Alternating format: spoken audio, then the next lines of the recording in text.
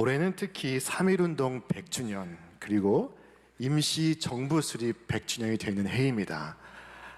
3.1운동 당시에 국민의 인구가 1,700만 명 정도였다고 합니다. 그때 기독교인의 수가 20만 명에 지나지 않습니다. 전 국민의 1.5%가 기독교인이었습니다. 그럼에도 이 3.1운동에 기독교인이 중심이 되었고 교회가 중심이 되었습니다. 이 3.1운동이 일어난 곳과 교회가 서 있는 곳을 점을 찍어서 비교해보면 서로 일치했다고 합니다. 이 3.1운동을 전국적 운동으로 확산시키는데 우리 기독교인이 절대적 영향을 미쳤습니다. 그러므로 일제가 기독교회를 곱게 볼 리가 없었습니다. 자, 3.1운동 중에 일제는 교회당의 마을 주민들을 모아놓고 포위하고 교회당 안으로 사격을 일제에 가하기도 했습니다. 이 사격이 끝난 후에 집더미와 석유를 뿌리고 예배당을 불질렀습니다. 이것이 그 유명한 제암리 교회에서 일어난 사건이었습니다. 참으로 끔찍한 일이었고 참혹한 만행이었습니다. 우리와 이스라엘 민족 사이에 공통점이 하나 있다면 그것은 민족이 겪어온 순환이라고 말할 수가 있습니다. 과거 이스라엘 민족 역시 참혹한 민족의 재앙을 겪었습니다. 바벨론에 의해서 성전이 파괴가 되고 나라는 무너지고 백성들은 포로가 되어서 바벨론에 끌려갔습니다. 끌려간 이스라엘 백성들은 바벨론에서 노예가 되었습니다. 이 민족의 비극에 처한 유대 백성들이 포로 생활 중에 했던 일은 무엇이었을까요? 그들이 했던 첫 번째는 바로 눈물을 흘리며 슬퍼하는 것이었습니다. 오늘 시인은 바벨론 강변 곳곳에 앉아서 시온을 생각하며 울었다고 말씀하고 있습니다. 우리 말씀을 함께 읽겠습니다. 우리가 바벨론의 여러 강변 거기에 앉아서 시온을 기억하며 울었도다. 그 중에 버드나무에 우리가 우리의 수금을 걸었나니 이는 우리를 사로잡은 자가 거기서 우리에게 노래를 청하며 우리를 황폐하게 한 자가 기쁨을 청하고 자기들을 위하여 시온의 노래 중 하나를 노래하라 함이로다. 우리가 이방 땅에서 어찌 여호와의 노래를 부를까? 바벨론에서 포로가 된 이스라엘 백성들의 울음소리가 참으로 비통합니다. 바벨론의 사람들은 저희들의 흥을 돋구어 주기 위해서 이스라엘 백성들을 불러왔습니다. 그리고 시온의 노래를 불러보라고 주문합니다. 그러나 그들은 시온의 노래를 부를 수가 없었습니다. 시온의 노래는 하나님을 찬양하는 노래였습니다. 그런데 이스라엘을 사로잡은 자가, 이스라엘을 황폐하게 한 자가 시온의 노래를 불러보라고 말합니다. 그것도 하나님을 위하여서가 아니라 자신들을 위하여 불러보라고 요구합니다. 그것은 이스라엘 백성들을 향한 조롱이었고 이스라엘의 하나님에 대한 모독이었습니다. 오늘 시인은 노래 부르기를 거절합니다. 자, 그리고 말합니다. 예루살렘아, 내가 너를 잊을진대 내 오른손이 그의 재주를 잊을지로다. 내가 예루살렘을 기억하지 아니하거나 내가 가장 즐거워하는 것보다 더 즐거워하지 아니할진대 내 혀가 내 입 천장에 붙을지로다. 자, 내가 너를 잊을진대 하는 이 말 속에는 나라를 잃은 민족의 슬픔과 비통이 담겨 있습니다. 우리도 지난 세월을 생각하고 기억한다면 우리도 같은 마음이지 않겠습니까? 시인 윤동주의 슬픈 족속이라는 시가 있습니다. 흰 수건이 검은 머리를 두르고 흰 고무신이 거친 발에 걸리우다. 흰 저고리 치마가 슬픈 몸집을 가리고 흰 띠가 가는 허리를 질끈 동이다. 이 20살의 시인 윤동주가 일제 압제하에 놓여있는 민족을 생각하며 지은 시입니다. 여러분, 민족을 생각할 때 사도 바울에게도 큰 슬픔이 있었습니다. 나에게는 큰 슬픔이 있고 내 마음에는 끊임없는 고통이 있습니다.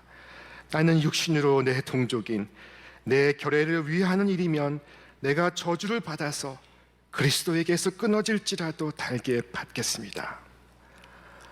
바울은 이 대목을 쓰면서 아마도 울고 있었을 것입니다. 무엇이 바울로 큰 슬픔을 겪게 하고 그리고 많은 눈물을 흘리게 하였을까요? 그의 민족 이스라엘 백성이 하나님 백성의 본연의 자리에서 멀리 떠나 고통하는 것을 보며 슬퍼했던 것입니다.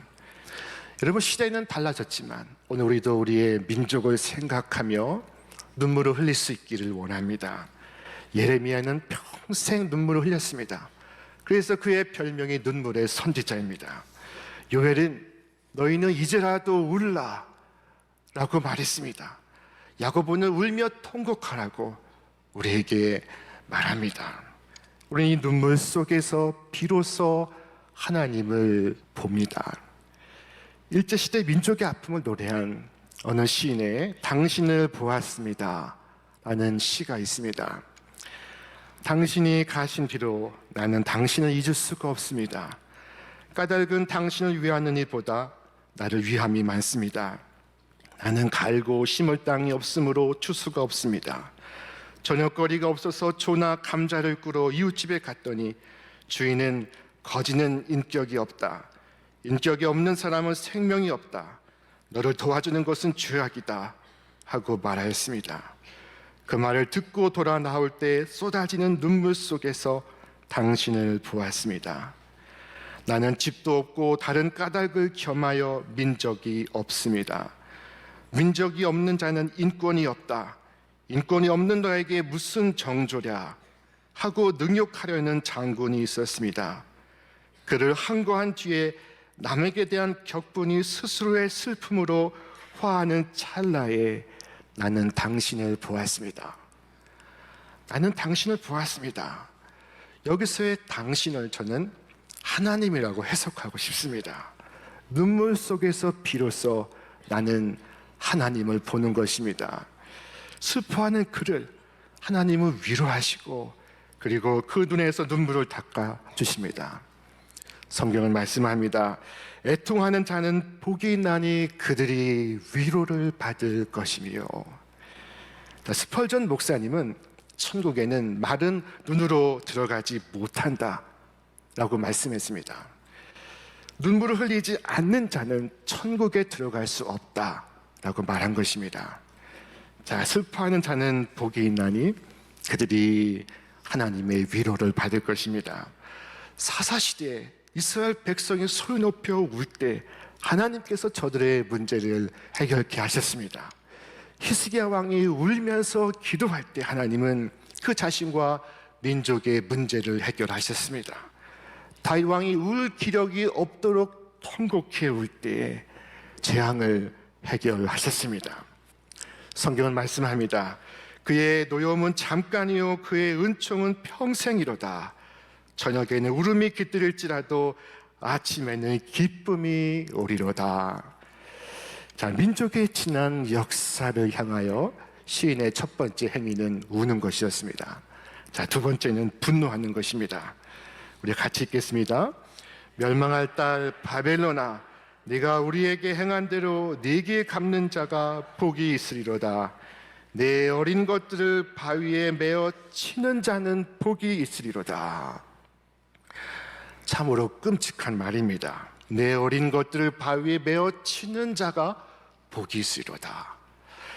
여러분, 노래 한번 부르라고 했다고 이렇게 끔찍한 저주를 하는 것일까요? 그렇지는 않습니다. 바벨론 사람들이 그렇게 이스라엘 백성들에게 했던 것입니다. 잔인하게도 바벨론 사람들은 이스라엘 백성의 어린아이들을 바위에 메어 쳤습니다. 임신한 여자의 배를 갈라서 죽였습니다. 참으로 끔찍한 일을 자행했습니다. 저렇게 처절하게 죽어간 어린아이와 부녀자를 생각할 때 오늘 시인의 마음속엔 분노가 치솟고 있습니다. 이렇게 악독한 사람들이 아무런 벌을 받지 않고 어떻게 이처럼 살 수가 있단 말인가? 저들이 행한 그대로 벌을 받게 해주십시오. 시인은 간청하고 있습니다. 자, 여기에 우리의 고민과 갈등이 있습니다. 한편으로 우리는 우리에게 악을 행한 자를 용서하고 사랑해야 한다는 사실을 알고 있습니다. 그러나 또 한편으로 우리에게 악을 행한 자에게 반드시 하나님께서 복수해 주실 것을 간청하고 싶은 마음이 있습니다. 자, 그렇다면 어찌해야 한단 말입니까? 자, 한번 생각해 보십시오. 만약 우리가 기도 안으로 미움과 증오를 들고 들어가지 않는다면, 이러한 감정들을 기도 속에 하나님 앞에 내어놓지 않는다면 우리에게 어떤 일이 발생하겠습니까? 시편의 시인들은 아마 이렇게 우리에게 말할 것입니다. 만약 그렇다면 증오심이 암처럼 너희 온 삶 속에 두루 퍼질 것이다. 분명히 증오와 미움은 너희를 삼켜버릴 뿐만 아니라 너희를 망하게 할 것이다. 자, 그러므로 하늘의 주께서 우리에게 말씀하십니다.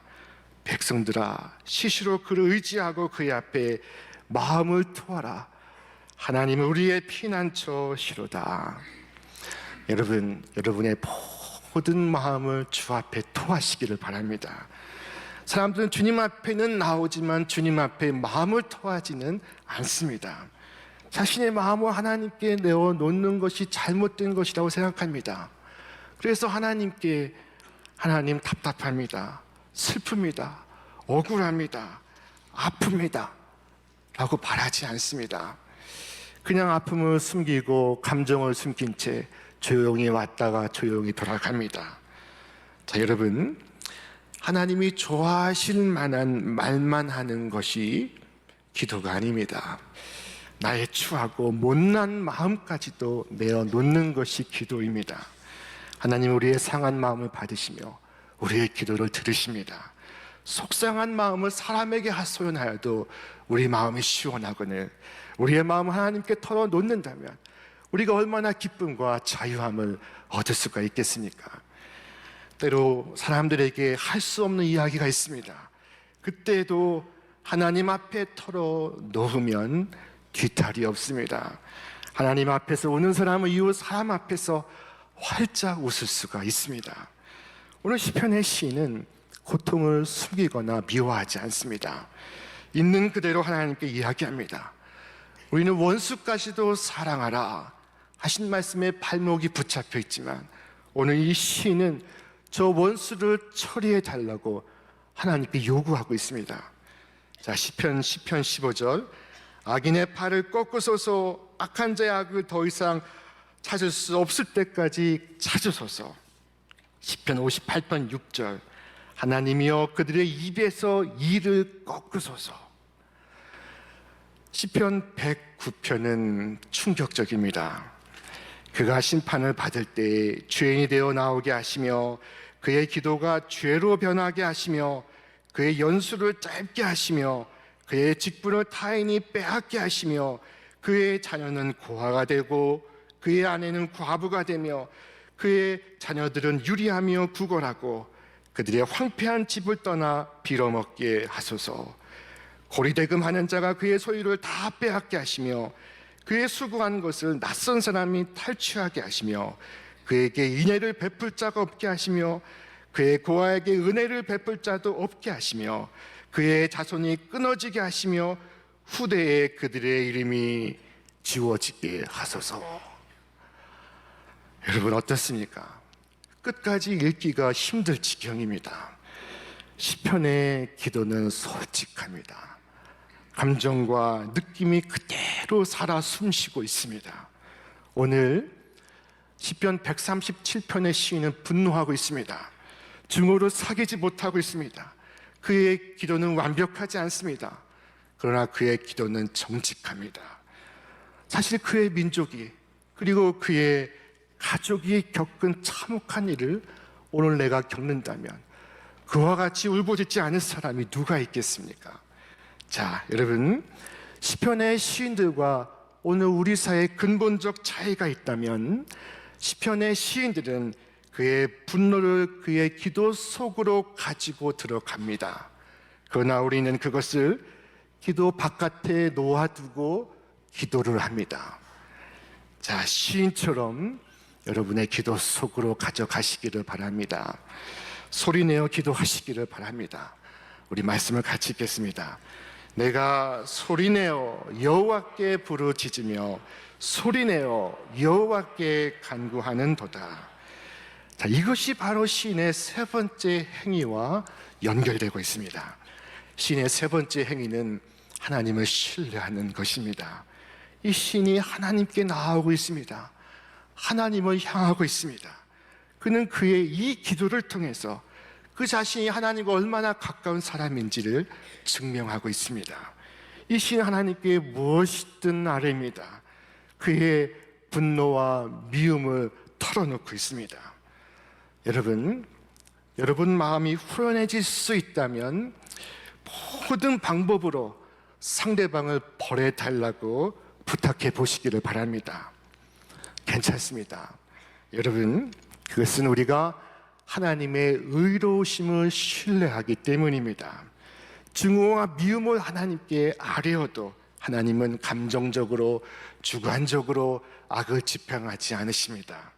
그러므로 철저하게, 절대적으로 하나님의 복수는 의롭습니다. 분노가 가득할 때 하나님께 솔직하게 기도하다 보면 그때 하나님은 우리의 불완전한 모습을 보시고 우리의 무너진 영혼을 성령의 힘으로 치유하시고 우리의 영혼을 당신의 품에 꼭 안아주십니다. 그리고 당신의 방법으로 일을 해결하십니다. 그것은 바로 공의입니다. 자, 누가복음 18장에서 예수님께서 말씀하신 한 비유의 이야기가 있습니다. 어떤 도시에 재판장이 있었습니다. 그가 가진 권력은 막강했습니다. 오늘날의 재판장과 달랐습니다. 자, 그런데 그는 하나님을 두려워하지 않는 사람이었습니다. 성경은 말씀합니다. 이르시되 어떤 도시 하나님을 두려워하지 않고 사람을 무시하는 한 재판장이 있는데, 하나님을 두려워하지 않는데 사람을 존경할 수 있겠습니까? 하나님을 두려워하지 않는 이 재판장은 사람도 거들떠보지 않았습니다. 그는 공권력을 가지고 있으면서도 사람에게 봉사하고 하나님을 섬기려 하지 않았습니다. 자, 모름지기 재판장은 하늘의 하나님을 두려워하고 땅의 사람을 소중하게 생각해야 하는데 그에게는 그 두 마음이 없었습니다. 자, 그런데 여기 억울한 일을 당한 한 과부가 있습니다. 자, 그녀는 가진 것도 없고 힘도 없고 의지할 데도 없습니다. 여러분, 과부가 어려운 일을 당하면 누구를 찾아가야 할까요? 말도 못하고 당해야 하는 것일까요? 운명이려니 생각을 해야 하는 것일까요? 과부의 억울한 사정을 누가 알아줄까요? 자, 그러나 이 과부는 자신의 처지를 체념하지 않습니다. 그녀는 자신의 재판장을 찾아갑니다. 그 도시에 한 과부가 있어 자주 그에게 가서 내 원수에 대한 나의 원한을 풀어주소서 하되, 그녀가 자주 찾아갑니다. 끝없이 찾아갑니다. 마침내 이 재판관은 참을 수가 없을 지경이 됐습니다. 결국은 이 과부가 나를 너무나 성가시게 하는구나, 소원대로 판결해 주어야겠다. 그렇지 않으면 자꾸만 찾아와서 나를 귀찮게 할 것이 아닌가. 자, 예수님은 비유의 결론으로서 이와 같이 말씀하십니다. 주께서 또 이르시되 불의한 재판장이 말한 것을 들으라. 하물며 하나님께서 그 밤낮 부르짖는 택하신 자들의 원한을 풀어주지 아니하시겠느냐? 그들에게 오래 참으시겠느냐? 여러분, 주께서 오래 참으시겠습니까? 그렇지 않다는 것입니다. 내가 너에게 이르노니 속히 그 원한을 풀어주시리라. 그녀는 자신의 문제를 놓고 근심하고 걱정하고 염려만 하지 않았습니다. 재판장을 찾아갔습니다. 나 같은 곳에 누가 만나줄까 지레 짐작하고 포기하지 않았습니다. 그녀는 찾아갔습니다. 그리고 짓밟힌 공의를 세우고 빼앗긴 권리를 회복해 달라고 요구합니다. 번번이 무시를 당하지만 낭망하지 않고 끝까지 찾아갑니다. 그때 주께서 말씀하십니다. 하물며 하나님께서 택하신 자들의 원한을 풀어주지 아니하시겠느냐. 자, 여기서 중요한 표현이 하물며입니다. 하나님의 응답은 하물며입니다. 하물며 하늘의 하나님께서 당신의 사랑하는 자녀의 원한을 풀어주지 아니하시겠느냐. 하나님은 불의한 재판장이 아니십니다. 하나님은 의로운 재판장이십니다. 성경은 말씀하고 있습니다. 그런즉 너희는 여호와를 두려워하는 마음으로 삼가 행하라. 우리 하나님 여호와께서는 불의함도 없으시고 치우침도 없으시고 뇌물을 받는 일도 없으시니라 아니라. 하나님은 의로우십니다. 그분의 재판은 언제나 의롭습니다. 그 하나님께서 우리에게 말씀하십니다. 내가 너에게 이르노니 속히 그 원한을 풀어주시리라. 그러나 인자가 올 때 세상에서 믿음을 보겠느냐. 내가 다시 올 때 너희 중에 이 과부의 믿음만큼 희망을 간직하며 살아가는 사람을 얼마나 만날 수 있을까 하신 말씀입니다. 하나님만이 해결하실 수 있는 원한은 갈수록 늘어만 가는데, 낙심하지 않고 믿음으로 살아가는 자들, 기도하는 자들의 수는 갈수록 그 수가 줄어들고 있습니다. 예수님은 그것이 마음이 아프십니다. 인자가 다시 올 때 세상에서 믿음을 볼 수 있을까? 자, 주님, 제가 여기 있습니다. 제가 이 시대에 이름 모를 과부가 되겠습니다.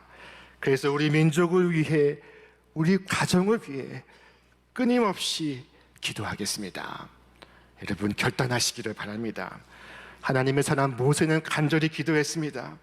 슬픕니다. 이 백성이 금으로 신상을 만들므로써 큰 죄를 지었습니다. 그러나 이제 주님께서 그들의 죄를 용서하여 주십시오. 그렇게 하지 않으시려면 주님께서 기록하신 책에서 저의 이름을 지워 주십시오. 오늘 강대국들에 의해서 둘러싸이고 남북으로 분단된 우리 민족에 얽히고 설킨 원한을 풀어주실 수 있는 분은 오직 하나님이신 것을 믿으시기를 바랍니다. 기도하지 않고 그 원한을 내 손으로 갚지 않으시기를 바랍니다. 그것은 주님께서 하실 것입니다. 시인도 그것까지는 넘보지 않았습니다. 오직 의로우신 재판장이신 하나님께서 그 원한을 풀어주시기를 기도하고 있습니다. 하나님의 의는 절대적으로 공의롭습니다. 성경은 말씀합니다. 하늘이 그의 공의를 선포하리니 하나님 그는 심판장이시미로다. 공의로운 심판장이신 우리 하나님을 끝까지 믿으시기를 바랍니다. 오늘 세상의 불의가 갈수록 커져만 갈 때 주님은 우리에게 믿음이 있느냐 물으십니다. 우리의 그 믿음은 우리가 지닌 희망의 증거입니다. 하나님, 오늘도 우리의 기도 소리를 듣고 계십니다. 하나님은 방관자가 아니십니다. 하나님은 역사의 심판자이십니다. 주님께서 하늘에서 판결을 내리시면 온 땅은 두려워하고 숨을 죽입니다. 여러분, 오늘 시인은 예루살렘이 예전의 위치로 회복되기를 간절히 바라고 있습니다. 그의 기도는 이루어졌을까요?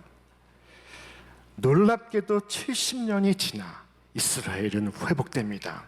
세 차례에 걸쳐서 포로로 끌려갔으나 세 차례에 걸쳐서 본국으로 귀환합니다. 그렇게 이스라엘은 회복이 되었고 대제국 바벨론은 역사 속으로 사라져 갔습니다. 하나님이 듣지 않으시는 기도는 없습니다. 하나님께서 오늘도 이루어 가시는 진리의 역사를 믿으시기를 바랍니다. 만물과 만인을 통찰해 보시는 주님, 택하신 백성의 깊은 사정과 기도를 들으시는 그 주님 앞에 끊어지지 않는 소망으로 기도하시는 여러분과 제가 되시기를 주님의 이름으로 축원합니다. 오늘 해방주의를 다시 맞이하는 우리나라, 우리 민족, 우리의 가정 위에 좋으신 하나님의 은총과 평강이 영원토록 함께 하시기를 주님의 이름으로 축원합니다.